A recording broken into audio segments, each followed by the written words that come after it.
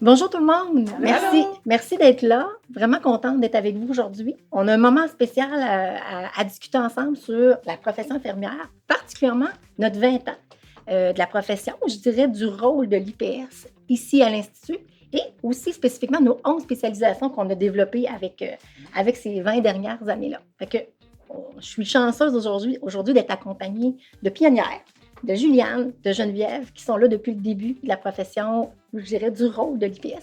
Et nos nouvelles IPS également, qui sont arrivées il y a 2-3 ans. Marie-Lie et Catherine, qui sont avec nous aujourd'hui. Geneviève, qu'est-ce qui t'a poussé à l'époque de te lancer dans cette super aventure-là d'être une IPS? Bien, pour moi, Isabelle, le nouveau rôle IPS, c'est un projet d'avenir. C'était un immense défi, puis c'était très excitant. Je voyais comme une occasion en or de pousser plus loin toutes mes aptitudes, mes habiletés, mes connaissances, mes capacités, mais aussi de développer mon autonomie afin de mieux servir et de mieux soigner mon patient. Et toi, Juliane, si on regarde là, avec tout le déroulement il y a 20 ans, qu'est-ce qui a plus changé dans la pratique des IPS depuis 20 ans? Ah, il y a tellement de choses. Je dirais d'abord les activités autorisées. Hein, au début, on ne pouvait pas diagnostiquer de maladie. Tout était géré par les lois et encadré par la loi. La loi a énormément évolué. Maintenant, on peut diagnostiquer depuis janvier 2021. Je dirais aussi toute la confiance de nos collègues, des professionnels autour de nous, mais aussi la confiance du public. Maintenant, les gens savent ce qu'on fait, qu'est-ce qu'une IPS et comment on le fait bien aussi. Avant, quand on a commencé, Geneviève et moi, il y avait seulement 3 spécialités. Il y avait la cardiologie, la néphrologie et la néonatologie. Maintenant, juste ici à l'Institut, on a la gériatrie, les soins palliatifs, la pneumologie, puis encore bien d'autres à venir. Marie-Lie, qu'est-ce qui te motive chaque matin de venir travailler comme IPS?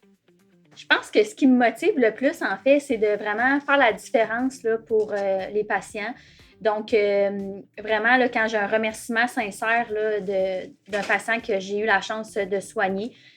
Par exemple, récemment, moi, je travaille en obésité. Les gens vivent beaucoup de stigmatisation, parfois même, ils ont de la honte, ils ont de la gêne à en parler et même à demander de l'aide.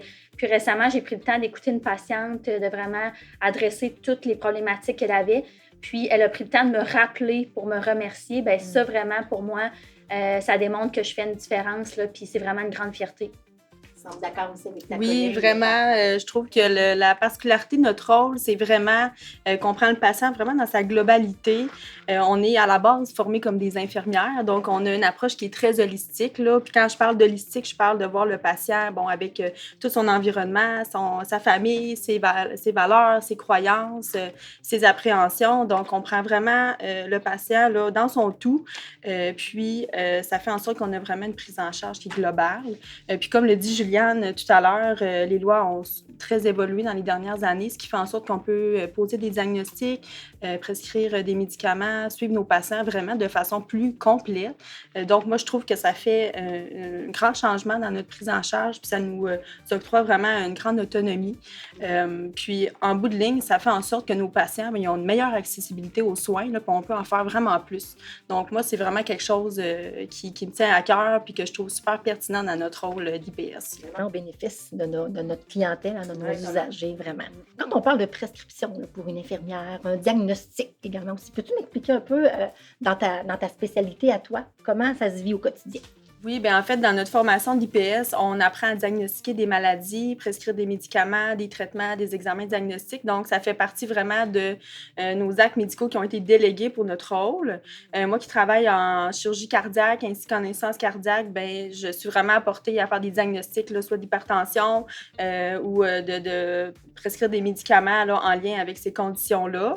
J'ajouterai un exemple, moi, en pneumologie. Par exemple, l'IPS peut voir un patient dans son bureau. Un patient que ça fait quelques jours qui tousse à la maison, fait de la fièvre. Au lieu de se présenter à l'urgence, il vient consulter l'IPS. L'IPS le rencontre, fait son examen physique, diagnostique une pneumonie.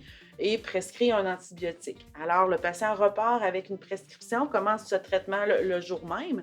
Alors, bien, on a évité une visite à l'urgence pour le patient qui n'est pas très en forme pour attendre à l'urgence. Il vient voir l'IPS et l'IPS assure le suivi également après, une fois son antibiotique complété. Si on se projette un peu, puis on regarde dans notre futur, comment voyez-vous la suite pour le rôle de l'IPS? Marie-Lie.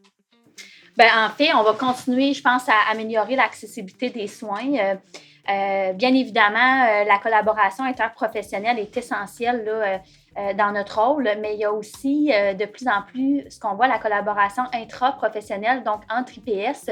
Comme mes collègues l'ont mentionné, maintenant, on a beaucoup de différentes spécialités, ce qui fait en sorte que lorsque je vois un patient, je peux me référer à une collègue dans une autre spécialité pour mieux adresser mon patient dans sa globalité, puis éviter de demander diverses consultations. Donc, c'est pas rare que j'appelle une collègue en médecine interne là, pour pouvoir me guider à mieux prendre en charge mon patient.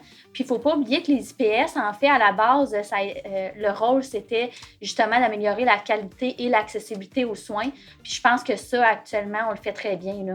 C'est à refaire, les filles. Est-ce que vous feriez le même cheminement? Absolument. Super. Merci beaucoup de votre présence. Ça a été vraiment un plaisir d'échanger avec vous.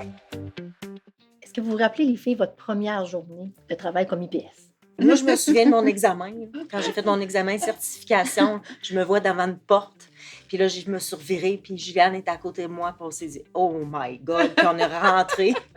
Au départ, on n'avait aucune idée c'était quoi une IPS. Fait que Juliane et moi, on a même été en Alberta pour faire un stage pour voir comment on va faire ça. J'ai trouvé ça super stimulant. Puis ça m'a vraiment confirmé que j'avais fait le bon choix de sauter dans la profession IPS là, à pieds joints. Je vous avoue que j'ai pas vraiment de souvenir de ma première journée. Je devais être stressée, mais... Vous autres, les filles, comme jeunes IPS, qu'est-ce que vous admirez de nos pionnières qui ont défriché là, la pratique des IPS ici? Moi, j'ai beaucoup d'admiration pour mes deux collègues. Là. Puis aujourd'hui, je trouve ça vraiment super pertinent parce que moindrement qu'on a des questions en lien avec le rôle, des enjeux quelconques, là, c'est vraiment une ressource inestimable là, sur laquelle on peut compter au quotidien. Là. C'est vraiment grâce à nos pionnières là, qu'on peut pratiquer en toute quiétude, je peux dire ça ainsi. Là.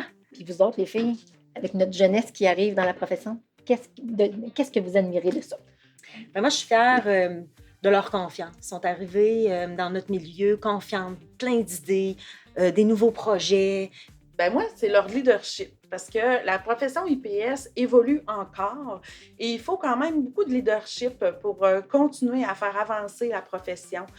Et je trouve que les jeunes ont apporté la distinction. Maintenant, c'est vraiment un modèle unique. C'est le modèle IPS.